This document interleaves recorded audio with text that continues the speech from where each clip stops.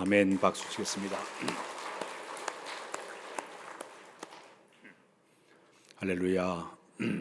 할렐루야. 우리가 사계절을 지나면서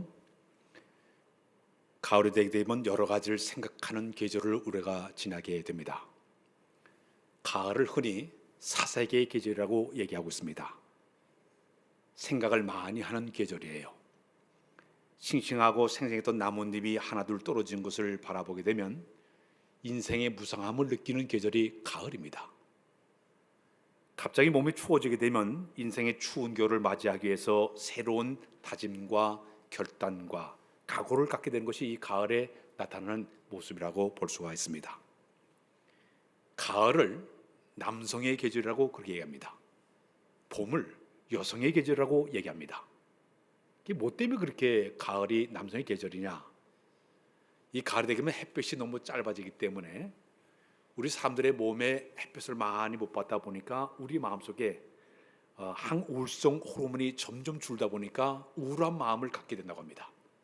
그래서 가을이 되게 되면 남성들이 괜히 외로움을 많이 타게 되고 우울증에 걸리는 것이 대부분 남성들의 모습이라고 얘기합니다.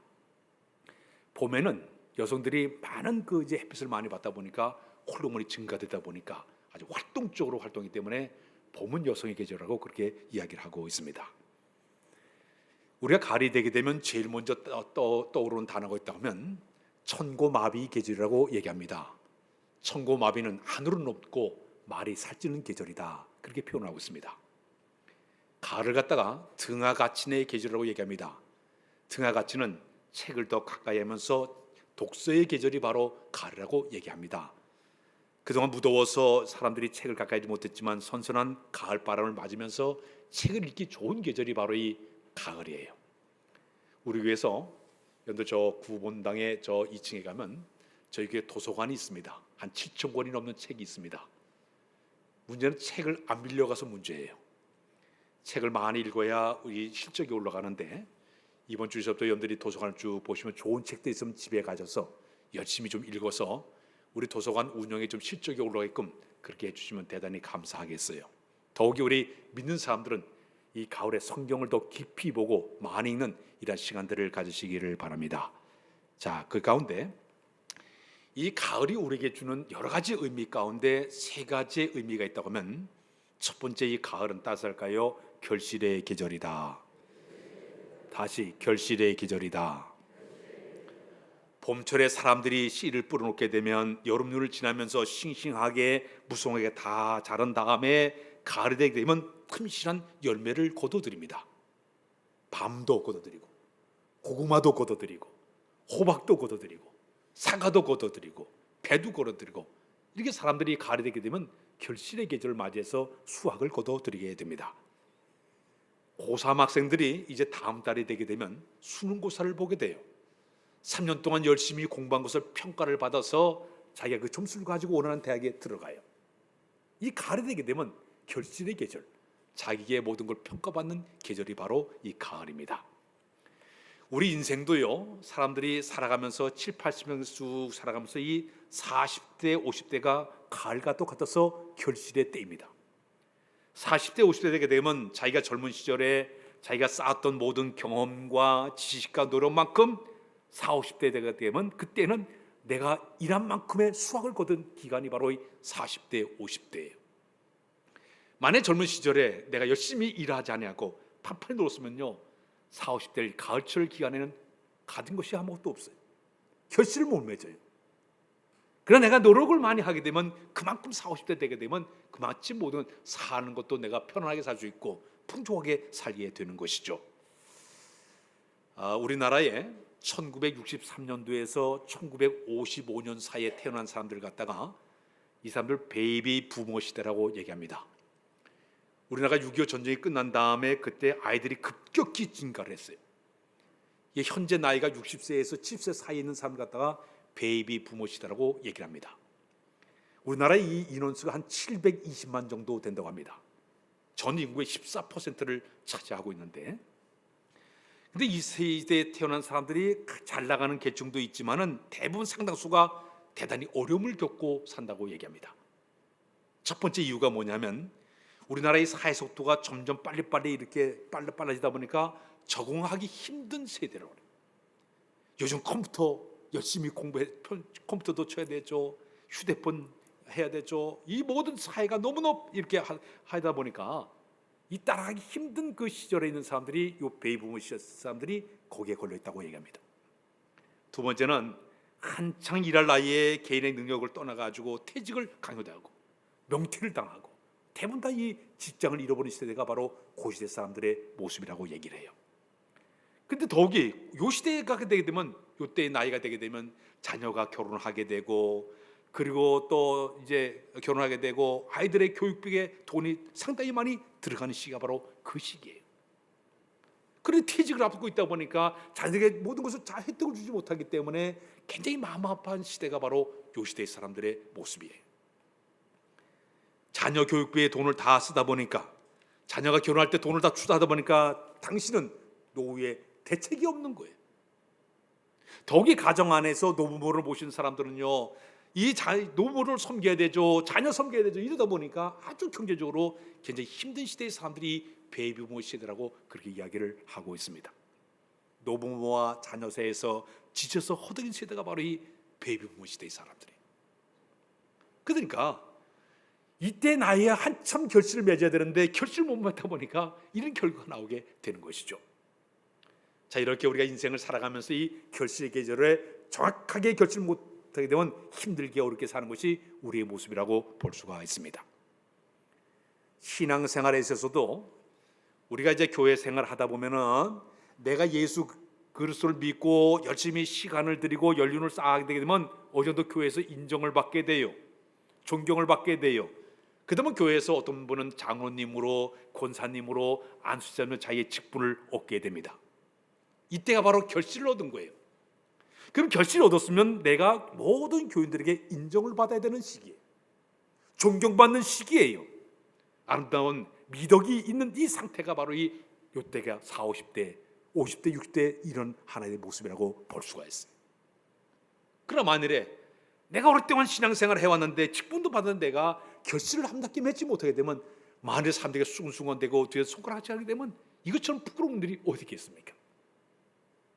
이 가을의 이 계절에 우리에게 내 인생의 삶에, 내 신앙의 삶에, 내 직장의 삶에 모든 곳에서 이 가을을 통해서 결실을 맺는 것처럼 우리 삶에 좋은 결실을 맺는 여러분들의 모습이 되어야 될 줄로 믿습니다. 성경 한 곳을 보겠습니다. 누가복음 6장 43절 우리 이렇게 시작. 못된 열매 맺는 좋은 나무가 없고 또 좋은 열매 맺는 못된 나무가 없느니라. 요한복음 12장 24절에 이런 말씀을 시작. 내가 진실로 진실로 너에게 이르노니 하늘의 밀이 땅에 떨어져 죽지 아니하면 하늘 그대로 있고 죽으면은 많은 열매를 맺느니라. 또 성경 한 것 더 보겠습니다. 갈라디아서 오늘 본문 7절과 9절 시작. 스스로 속이지 말라. 업신여김을 받지 아니하시나니 사람이 무엇으로 심든지 그대로 거두리라. 자기의 육체를 위하여 심는 자는 육체로부터 썩어진 것을 거두고 성령을 위하여 심는 자는 성령으로부터 영생을 거두리라. 우리가 선을 행하되 낙심하지 말지니 포기하지 않으면 때가 이름에 거두리라. 언젠가는 결실된 얘기예요. 결과가 있어야 된다는 얘기입니다. 이 결과를 우리가 어떻게 맞이하냐가 대단히 중요하다는 얘기입니다. 우리의 인생을 내다보면서 내가 서는 곳을 많이 심어두게 되면, 복받은 걸 심어두게 되면 우리가 훗날 그 모든 것을 거둬들이게 되는 것이에요. 미국에 유명한 목사님 가운데 조나단 에드워드 목사님이 계십니다. 이 목사님은 대단히 청교도 신앙을 가지고 경건했던 목사님이십니다. 근데 그분이 세상을 떠난 다음에 그의 후손들이 400명으로 쭉 늘어났습니다. 근데 그 400명의 후손들을 역추적을 쭉 해보게 되니까 거기에 대학 총장이 14명이 나왔습니다. 교수님이 100명이 나왔습니다. 목사님과 선교사가 100명이 나왔습니다. 판사, 변호사가 100명이 나왔습니다. 그리고 박사가 60명이 나왔어요. 이 조나단 에드워드 사람의 이 사람이 철저하게 아이들에게 신앙 경험 훈련을 씨앗을 심어놨더니 훗날 미국의 정치와 경제와 교육과 종교 모든 분야에 특별한 인재들이 그렇게 뛰어나게 많이 나왔다고 이야기하고 있습니다. 그래서 미국 사회에 가장 선한 영향을 끼친 사람을 꼽으라. 그럼 이 조나단 에드워드 목사님이라고 얘기하고 있습니다. 이분이 심어놓은 그 신앙의 씨앗들이 훗날 그 사회적으로 종교적으로 선한 영향을 끼쳐서 결실을 많이 맺은 목사님 바로 이분이었어요. 그러면 한국에는 어떤 분이 있는가 제가 쭉 이렇게 설교를 준비하다 보니까 전에 우리 한국 교회에 복음이 들어온 지 120년째 되는 때 전국에서 가장 신앙적으로 모범적인 한 가정을 꼽았습니다. 그분이 바로 누군가 하면은 전라남도 광양 출신인 고 김응성 장로님이시. 이 김 장로님이 세상을 떠나셨어요. 근데 이분의 그 이야기를 보니까 이분이 교회에서 장로님으로 피택을 받아가지고 처음으로 장로님이 되셔서 이제 처음 교회 여기 기도하러 올라가게 되었습니다. 근데 이 장로님 너무너무 가난해가지고 양복을 준비하지 못했어요. 잠바를 입고 왔다는 그것 때문에 그 당시 이 남장로가 굉장히 엄격하다 보니까 기도를 못하겠어요. 그래서 그 장로님이 저 뒤에 앉아 눈물을 흘리면서 하나님 앞에 기도, 하나님, 이 가난은 저 하나로 족합니다. 제 자식이 8남매를 뒀는데 이 가난을 물려받지 않게 해달라고 눈물을 흘리면서 그날을 보냈다. 그러면서 집에 돌아가서 자녀들에게 저녁마다 그 아이들 놓고 가정 예배를 드리고 눈물을 흘리면서 기도하고 말씀으로 잘 양육을 시켰습니다. 놀라운 일은 이 8명의 자녀들이 참 훌륭한 믿음의 덕을 쌓았는데 아들이 5명에 딸이 3명 있는데 아들 5명이 전부 다 장로님이 되었습니다. 첫 번째 장로님은 김홍규 장로님이신데 저 호남 기독학원의 이사장님이 되었습니다. 두 번째 아드님이 김명규 장로님인데 주식회사 명보고 회사의 회장님이 되셨습니다. 셋째는 그 김명규 장로님인데 국회의원이 되셨고 그리고 한국가스공사 사장으로 올라갔습니다. 장로님이세요. 그리고 넷째 김성규 장로님인데 그분은요 건설회사의 사장님이 되었습니다. 마지막 5번째가 김순규 장로님인데 이분은 우리나라의 법무장관을 보냈고 국정원장까지 하신 분이에요. 모두가 다 종교적으로 볼 때 장로님에다가 아주 사회적으로 가장 영향을 끼치는 이런 분들로 그들이 쓰임을 받았고 3명의 권사님, 3명의 딸들은 전부 다 교회 권사님으로 아름답게 헌신한 그런 분들로 소개가 되었습니다. 그 장로님의 신앙적 것을 잘 심어놨더니 후대까지 그것이 그대로 결실을 맺게 되는 놀라운 결과를 가져오게 되었습니다. 사랑하는 여러분, 이 가을은 결실의 계절이에요. 내가 신앙적인 면에서 사회적인 면에서 내 모든 상황 속에서 좋은 결과를 맺는 여러분들의 삶이 꼭 되시기를 바랍니다. 두 번째, 이 가을은 수확의 계절, 따서 할까요? 수확의 계절이다. 이 가을은 내가 뿌리는 것을 거두는 시기예요. 농사는요 땀을 흘린 만큼 노력한 만큼 결실의 수확을 거둘 수가 있습니다. 아까도 얘기했지, 학생들이 공부한 만큼 성적이 올라가게 되어 있는 거예요. 운동선수가 불철주야 노력하고 땀을 흘린 만큼 기록을 갱신하고 금메달을 따게 되는 것입니다. 사업하는 사람이 불철주야 열심히 노력하고 애를 써야만이 이익을 창출해 낼 수가 있는 것이에요. 직장 생활 사람들이 직장 내에서 성실하고 정직해야 사람들 인정받고 승리도 될 수가 있는 것이에요. 모든 것은 다 결과가 있는 것이에요. 성경을 보게 되면 시편 126편 5절 6절에 보게 되면 이런 말씀, 시작. 눈물을 흘리며 씨를 본 자는 기쁨으로 거두리로다. 울며 씨를 뿌려 나간 자는 반드시 기쁨으로 그 곡식단을 가지고 돌아오리로다. 심은 대로 거두는 거예요. 수확을 거두게 되는 거예요. 마늘에 심지 않고 거두려는 사람은 도둑놈 심보예요. 날강도예요. 심어야 거두게 되는 거예요. 수확의 기쁨을 얻는 거예요. 신앙생활도 마찬가지예요. 물질을 심어놓지 않고 물질을 축복을 달라고 기도하게 되면 이거 안 돼요. 심은 대로 거두는 거예요. 내가 주님 앞에 헌신한 만큼, 봉사한 만큼, 내가 충성한 만큼 건강의 복도 받고 잘 되는 복을 받게 되는 거지, 심지 않고 거두는 거, 이건 잘못된 거예요. 너무 이기적인 신앙이에요. 내가 심은 만큼 거둬들인 것이 바로 신앙의 원리예요. 저 어느 지역에서는 벼를 농사를 져놨는데 거둘 때가 되니까 탈곡기가 와가지고 다 이제 수확을 해가지고 가져가 돼. 주인인 줄 알았대. 보니까 딴 사람 와가지고 다 타지까지 가져가 버렸대. 이 도둑놈이에요. 열심히 인삼 농사 6년 동안 져놨더니 밤에 와가지고 다 캐가 버렸어요. 노력하지도 않고 가져가는 거예요. 날강도예요. 저 나주 지역이 배가 그렇게 이렇게 틈실하지 않습니까? 이 배가 그렇게 잘 익어놨더니 까치가 와가지고 다 파먹는 거야. 상품 가치가 뚝뚝 떨어지니까 이 까치 때문에 고생을 많이 한다고 그래요. 그래서 그 군에서 어떤 일을 하는가 하면 까치 잡아가지고 발목을 가지고 3,000원씩 준다 그래요. 3,000원씩. 땀 한 방울 흐르지 않고 결실로는 이거 잘못된, 이거 강도들이 하는, 도둑놈이 하는 일이에요. 심어놔야만이 자라나게 되는 거예요. 세계적인 부자 가운데 록펠러라는 분이 계십니다. 이 록펠러가 한 번은 친구 권유에 의해서 광산업에 금을 캐기 위해서 광산에 손을 대게 되었습니다. 근데 사기를 당해가지고 원금마저도 몽땅 날릴 판에 되고 말았습니다. 광부들이 폭도로 변해서 매일매일 쫓아와가지고 임금 빌린 임금 달라고 야단법석하는 거예요. 빚독촉에 시달려가지고 너무너무 괴로워서 이 록펠러가 자살을 결심하게 되었습니다. 근데 그는 어릴 때서부터 그에게는 습관적인 뭐냐면 11조 생활을 철저히 했던 사람이에요. 기업을 운영하면서도 10조만큼은 철저히 떼어가지고 하나님께 드렸던 사람이었습니다.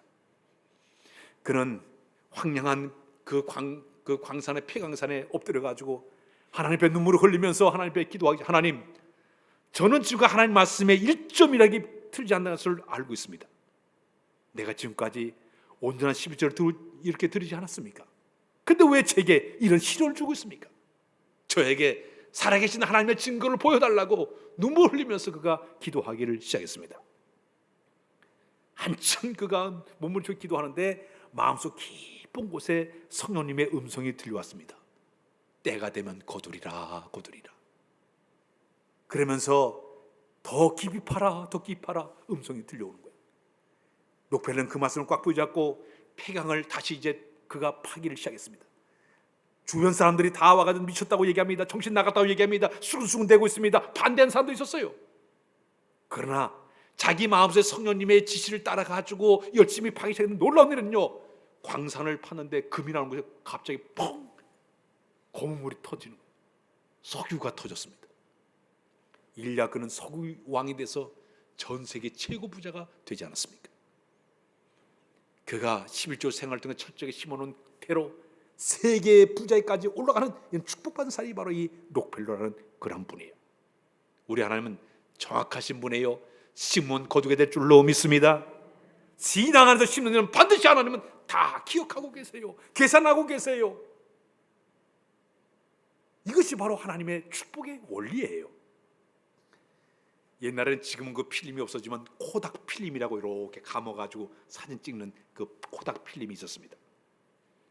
이것을 만든 사람이 조지 이스트먼이라는 사람이 코닥 필름을 만들어냈는데, 이는 빈민촌에서 태어나서 일찍이 아버지가 세상을 떠나고 호르몬 밑에서 그가 가난하게 살게 되었습니다. 너무너무 가난해가지고 하루하루를 근근히 살게 되었습니다. 근데 그의 어머니는 아주 독실한 크리스찬이었습니다. 아들이서 저녁마다 오게 되면 손을 붙잡고 그렇게 기도를 했어요. 하나님, 지금 가난해도 이 조지가 훗날 자라나서 훌륭한 자가 되게 하여 주십시오. 이 아이가 큰일을 할 수 있는 아이가 되게 해 주십시오. 어머니는 하루 종일 돼 가서 일하고 이 구두살 벗긴 그 시멘트가 굳은 그 손을 가지고 와서 침상에 누워있는 조지에게 손을 얹고 그렇게 기도하기를 시작을 했습니다. 조지는 매일 밤마다 어머니의 그 기도 소리를 들으면서 잠을 잤습니다. 그도 기도, 하나님, 우리 어머니의 기도 헛되지 않게 해주시고 저도 돈을 많이 벌어서 선교하는 사역에 내가 일할 수 있도록 도와달라고 그가 기도하기를 시작했습니다. 마침 그는 조그만한 가게를, 사진 찍는 기술이 좋았기 때문에 가게를 마련해서 시작했습니다. 사람들이 많이 밀려왔어요. 그가 뭐를 착안해가지고 만든 것이 바로 이 코닥 필름을 만들어냈어요. 이것을 세상에 내놓게 되니까 순식간에 필름이 팔려가기 시작했습니다. 세계로 뻗어가면서 공장도 새로 짓고 생산나라를 증설하고 하루아침에 갑부가 되었습니다. 이 사람은 돈을 벌 때마다 하나님께 약속한 대로 선교 사역에 열심히 그 돈을 쓰기를 시작했습니다. 하나님께서 그 아름다운 마음을 축복하사 그게 놀라운 하나님의 복을 받은 사람이 바로 이 조지 이스트만의 모습이에요. 가을은 여러분 수확의 계절이에요. 우리가 다 심어놓게 되면 거두게 될 줄로 믿습니다. 할렐루야. 마지막에는 이 가을은 심판의 계절, 따라서 할까요? 심판의 계절이다. 사랑하는 여러분, 땅은 절대 거짓말하지 않습니다. 모든 곡식들은 농부들의 그 발걸음 소리를 들으면서 자란 것이 바로 농부의 발걸음 속에서 자라는 거예요. 제가 저희 아버님이 이렇게 준 저 시골에 있는 땅이 있어요. 1년에 한 번도 안 가봤더니 풀이 우거져가지고 완전히 그 엉망이 돼버렸어요. 주인을 잘못 만났어요. 거기 매실나무에서 매실이 하나도 안 돼버렸어요. 자주 가서 봐야 되는데 안 가니까 그렇게 돼버렸어요. 농부가 씨앗을 심어놓고 내팽개치게 되면 그런 결과를 가져오게 되죠. 부전에 가서 김을 매주고 제때 순도 잘라주고 농약도 살포하고 병충해를 제거해버리고 봉지도 씌우고 이래야만이 땀을 흘릴 만큼 결과를 거둔 거 아니지 않습니까? 우리 교인들 가운데 포동사진 분들 많이 있지 않습니까? 보게 되면요, 제때 가서 순도 자르고 거기도 농약도 살포하고 봉지도 씌우고 얼마나 노력 많이 하는지 몰라요. 그 뜨거운 데서 그 노력한 만큼 결실을 얻게 되는 거예요. 이 가을은요, 자기가 노력한 만큼 땀방울 만큼 결과를 얻는 것이 바로 이 가을의 심판의 모습이에요. 성경을 보게 되면 마태복음 25장에 예수님께서 비유 가운데 달란트 비유가 있습니다. 한 사람은 5달란트, 한 사람은 2달란트, 한 사람은 1달란트를 주었어요. 그들이 각자 일을 맡겼습니다. 근데 5달란트와 2달란트 사람은 주인이 있든지 없든지 간에 부지런히 일을 잘해서 배나 남겼습니다. 근데 1달란트 가진 사람은 주인이 있을 때나 없자마자 땅속에 묻고 빈들빈들 놀았어요. 저는 1달란트가 무게가 잘 몰랐는데 이번에 우리 교사들이 그 위로에 갔는데 그 세계 기독교 박물관 가니까 1달란트 무게가 얼마인가 하면 34kg예요. 34kg. 여자 한 사람의 무게 3년 무거워요. 5달란트면요 들 수가 없어요. 150kg가 넘으니까 못 들어요. 엄청난 일을 그에게 하나님께서 그에게 직분을 주신 거예요. 맡긴 일을 그렇게 크게 감당치 못할 만큼 엄청난 것을 주었습니다. 사명과 은사와 그의 모든 직분을 다 줬어요. 그러나 그 직분과 사명을 땅에다 묻고 빈들빈들 놀게 되면 그런 결과가 오게 돼요. 5달란트 2달란트 사람 착하고 충성된 종아, 내가 전에 충성해서 내가 너의 득한 일을 맡겨 엄청난 칭찬을 받고 상급받았어요. 그러나 문제는 1달란트가 문제. 땅에다 파놓고 빈들빈들 놀았습니다. 불성실하고 무책임하고 무관심했습니다. 남긴 것도 없이 본전만 꼴게 되니까 이 악하고 게으른 종아, 내가 적은 일에 불의했으니 내가 더 큰 일에 불의하리라. 맡긴 것마저 빼앗기는 슬픈 일이 벌어지고 말았습니다. 사랑하는 여러분, 우리 주님이 이 세상에 언제 오실지 모르지만 우주적인 심판은 이 세상에 주님 오실 때가 우주적인 심판이지만 개인의 심판은 오늘이 될 수 있고 내일이 될 수 있어요. 내가 죽으면 그날이 심판의 날이에요. 주 앞에 서는 날이에요. 내가 주 앞에 섰을 때에 나이가 결산하자 할 때 내가 무엇을 내놓겠습니까? 네 직분을 얼마나 감당했느냐? 네 사명을 어떻게 하느냐? 결산할 때 내가 무엇을 내놓아야 되겠습니까? 오늘 본문의 사도 바울은 갈라디아 교회 교인들에게 강조하기를 스스로 속이지 말라. 하나님은 업신여김을 받지 아니하시나니 사람이 무엇으로 심든지 그대로 거두리라. 여기 말씀 가운데 하나님은 업신여김을 받지 아니하다. 이 말은 무슨 말이냐? 우리 하나님은 하찮은 분이 아니라는 얘기예요. 멸시당할 만한 분이 아니라는 얘기입니다. 우리 하나님께서는 외면하신 분이 아니라 정확하신 분이라는 얘기예요. 정확하신 분이 바로 우리 하나님이에요. 그래서 우리의 삶 가운데 우리는 속이는 삶을 살지 말아야 돼. 따라서 속이지 말자. 사람의 눈은 속일 수 있어요. 그러나 하나님의 눈은 절대 속일 수가 없습니다. 우리 하나님은 과거와 현재 미래를 다 꿰뚫어 보신 분이에요. 우리의 앞모습 겉모습 다 아시는 분이에요. 우리 사람들은 겉모습만 바라고 다 판단하고 이게 잘 좋다 나쁘다 다 얘기해요. 그러나 하나님은 우리 속까지 다 꿰뚫어 주신 분이에요. 병원을 가게 되면 우리가 내시경하게 되면 우리 뱃속 안에 있는 거 모든 거 다 보지 않습니까? 대장암 이렇게 하니까 렌즈를 집어넣어가지고 다 속속히 다 봐요. 우리 하나님은요 우리 속까지 다 속속히 하시는 분이에요. 우리는 하나님들은 속일 수가 생각하고 내 마음대로 내 고집대로 내 뜻대로 행동한 게 얼마나 많이 있습니까? 그러나 우리 하나님 절대 다 알고 계신 분이에요. 업신여길 판단, 이 말의 의미가 우리 안에 하찮은 분이 아니라는 얘기입니다. 어리석은 분이 아니라는 얘기입니다. 별 볼일 없는 분이 아니라는 얘기예요. 정확하시고 완벽하시고 세밀하신 분의 뜻을 가지고 있습니다. 우리의 마음의 생각과 뜻을 다 헤아리신 분이 바로 우리 하나님이세요. 그 때문에 우리 하나님의 눈은 절대 속일 수 없다는 얘기입니다.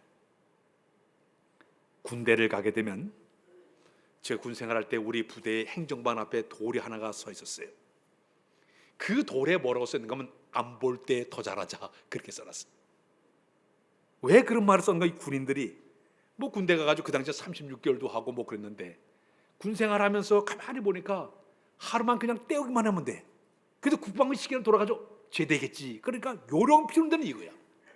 그것을 자꾸 봤기 때문에 거기다가 뭐라 안 볼 때 더 잘하자, 그렇게 써놨어요. 사업하는 사람이 정직하지 않게 되면, 진실하지 않게 되면요, 언젠가 다 드러나게 되어 있습니다. 직장인들 속에서도 진실하지 못하고 신실하지 못하고 오래가지를 못해요. 결과가 아름답지를 못합니다. 그래서 성경에 보면 골로새 교인들에게 골로새서 3장 22절 23절에 보니까 사도 바울이 이렇게 시작, 종들아 모든 일에 육신의 상전들에게 순종하되 사람을 기쁘게 하는 자와 같이 눈가림만 하지 말고 오직 주를 두려워하여 성실한 마음으로 하라. 무슨 일을 하든지 마음을 다하여 죽게 하듯 하고 사람들에게 하듯 하지 말아라. 여러분, 이게 사도 바울의 좀 메시지예요. 사람의 눈은 속일 수 있어요. 그러나 하나님의 눈은 속일 수 없습니다. 요셉이 보디발의 집에 노예로 팔려가서 얼마나 정직했습니까? 얼마나 신실했습니까? 얼마나 진실했습니까? 가정의 총무까지 올라가지 않았습니까? 억울한 누명을 뒤집어쓰고 그는 감옥에 들어갔어요. 감옥에 들어가서 진실했어요. 신실했어요. 정직했어요. 간수장이 요셉에게 모든 일을 다 맡겼습니다. 맡긴 다음에 요셉에게는 와서 결제도 안 해. 다시 확인 안 해. 왜? 안보도 잘하니까. 정확하니까. 그가 애굽의 총리로 올라가서도 진실했습니다. 정직했습니다. 모든 백성이 볼 때도 그는 진실하게 나라를 잘 이끌어갔어요. 어느 곳에 어느 장소에 가도 진실한 사람이 바로 이 요셉이었습니다. 그건 호람되어 내가 하나님 앞에 서 있다, 그런 마음으로 일을 했기 때문에 그렇습니다.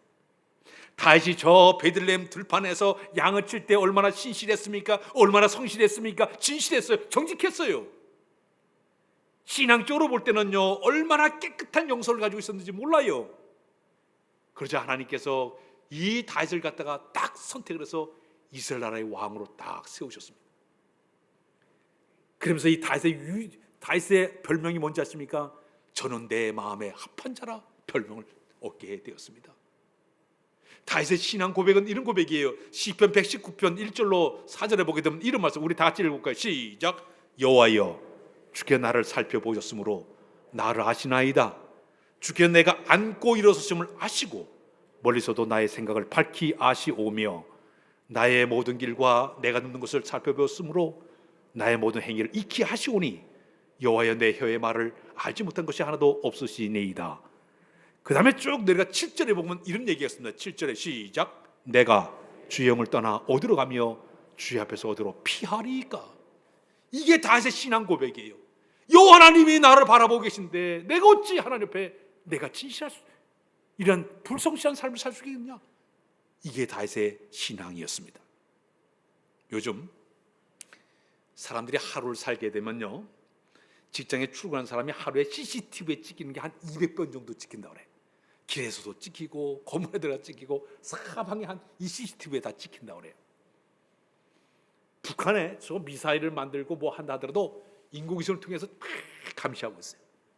인공위성이 얼마나 발달됐는가 하면 그 수천 위에서도요, 전부 뭐를 보는가 하면 신문을 읽을 정도로 정확하게 다 보고 있어요. 우리 인간들이 만들어낸 이 모든 것도 이렇게 뛰어나게 모든 걸 다 보고 있는데 온 우주 만물을 창조한 하나님께서 우리 사람을 그냥 보겠습니까? 우리 마음속의 생각까지 다 꿰뚫어 보신 분이에요. 행동까지. 그렇기 때문에 우리는 하나님 속일 수 없던 사실을 굳게 믿으시고 주 앞에 진실한 모습으로 살아가야 될 줄로 믿습니다. 그다음에는 여기 성경 그대로 읽으면 심은 대로 거둔다. 콩 심으면 콩 나요. 팥 심으면 팥 나요. 저 종자의 법칙이 뭐냐면은 악한 것을 심으면 악한 것 거둡니다. 선한 것 심으면 선한 것 거두게 되어 있습니다. 호주에 가면 동물들 사냥꾼이 동물 잡을 때 부메랑이 있어서 탁 던져가지고 쫙 돌아오대. 우리의 삶에 나타나는 모든 것이 부메랑이 될 수가 있습니다. 자기가 한 모든 곳에서 결과가 그렇게 주어지게 된다는 얘기입니다. 우리가 이 땅에 살면서 좋은 열매를 맺기 위해서는 세 가지가 반드시 좋아야 좋은 열매를 맺을 수가 있습니다. 첫 번째는 좋은 종자여야 돼요. 나쁜 종자는요, 아무리 심어도 좋은 결실을 맺지 못해요. 종자가 좋아야 됩니다. 두 번째, 아무리 종자가 좋다 하더라도 좋은 밭이 돼야 됩니다. 그 밭의 상태가 좋아야만이 열매를 거둘 수가 있어요. 종자가 좋고 밭이 좋다 하더라도요, 환경이 좋지 못하면 열매를 거둘 수가 없습니다. 세 가지 삼박자가 맞아야만이 좋은 결실을 맺게 되는 것이에요. 신앙도 마찬가지예요. 좋은 신앙, 훌륭한 신앙이 있으면요, 좋은 내가 섬길 만한 밭이 있어야 되는 거예요. 그 다음에 따라가는 건 뭐냐? 좋은 환경이 돼서 내 주변에 믿음에 좋은 사람들이 내 주변에 몰려들어서 그들과 더불어서 주를 섬겨나가는 이 아름다운 모습이 있어야 주께서 좋은 결실 맺도록 인도해 줄 줄로 믿습니다. 하나만의 끝을 맺습니다. 우리나라의 전국적으로 가장 기독교인 숫자가 많은 지역을 꼽으라 그러면 여수 지역이에요. 그 여수 지역은 인구가 한 30만 정도, 도서, 섬 지역 다 합쳐 한 30만 정도 되는데, 전국적으로 볼 때 기독교인 숫자가 제일 많은 게 33%니까 대단한 거예요. 근데 특히 이제 이쪽은 남장로교가 선교했기 때문에 남장로교회가 그렇게, 우리 교단이 그렇게 많은 지역이 바로 이 전라도 지역입니다. 근데 그 지역, 여수 지역에서는요, 이 여수 지역에서는 뭐가 있는가 하면 시장이나 도지사나 시구의원 되려고 하면 기독교인이 아니면 안 된대. 그래서 이 선거운동 할 때 되면 제 이제 처남한테 얘기를 듣는데, 자기 그 후배가 누가 거기 시의원이 됐다고 하는데, 명함 뒤에다가 자기 그 정치적인 그 모든 그 경력보다도 신앙 경력을 걷다 받는데, 나는 어디 남성교회 회장에 뭐고 이걸 반드시 적어야만이 표수가 온다는 거야. 이 대단한 그런 그 지역의 사람들이. 근데 어떻게 그 지역이 33% 많은 이런 기독교인 숫자가 많고 이래 정치적으로 행정적으로 이런 영향이 끼칠까 저는 생각하다가 한 번은 여수의 애양원을 방문했습니다. 그 애양원을 방문했더니 그 지역에 그 시에서 돈을 한 500억을 투자를 해서 거기다 쭉 이제 그 건물을 지어놓고 거기다가 애양원의 조각을 갖다 이렇게 세워놨습니다. 여러분들 이 왼쪽에 그림을 보게 되면 세 개의 미랄을 딱 만들어놓고 위에 여러 가지 미랄이 이렇게 열려 있는 그 모습을, 조각품을 거기다 만들어놨어요. 근데 이 조각품의 의미가 높이가 한 14m 정도 되는데, 이 순교자 기념탑이 이 왜 만들었는가 하면 이 전남 지역에 그 지역에 복음이 들어가게 된, 이 퍼지게 된 이유를 설명하기를, 거기는 손양원 목사님, 주기철 목사님 순교자의 그 미랄이 심어져서 그 미랄을 통해 가지고 열매가 맺었다는 것을 소개하고 있습니다. 그리고 바로 옆에 아까 그 비석이 이렇게 12개의 비석이 있는데, 그 12개의 비석들이 12명의 순교자를 이름을 갖다 쭉 써놓고, 이들이 거기에는 우리 손양원 목사님 두 아들도 곧 들어가 있습니다. 12개 선교자 이름을 이기분 선교자들이 있습니다. 다 집어넣고 이들이 흘린 고귀한 피, 순교의 피가 거름돼서 이 지역이 이렇게 엄청난 기독교인 숫자를 만들어냈구나, 이걸 발견하게 되었습니다. 하나님은요 정확하신 분이에요. 여러분들이 신앙생활 오래 해왔다고 우리가 많이 얘기하고 있지만은 지금의 결론을 통해서, 결과를 통해서 어떤 모습으로 하나님 앞에 우리가 서 있습니까? 사랑하는 여러분, 이 가을을 우리가 지나가면서 심판의 계절을 볼 때 내가 주 앞에 섰을 때 온전한 결실과 아름다운 모습으로 좋은 열매 맺을 만한 여러분들의 모습이 다 되시길 주님의 이름으로 부탁드립니다. 기도합니다. 주님, 가을이 점점 깊어가고 있습니다. 우리의 삶 속에 이 계절의 특성을 잘 기억하면서 이제 많은 것을 심게 해주시고 거두게 인도해 주시며, 심판주 앞에 서는 그날까지 최선을 다해 열매 맺을 만한 우리 모두로 인도하여 주옵소서. 예수 그리스도의 이름으로 기도하옵나이다. 아멘.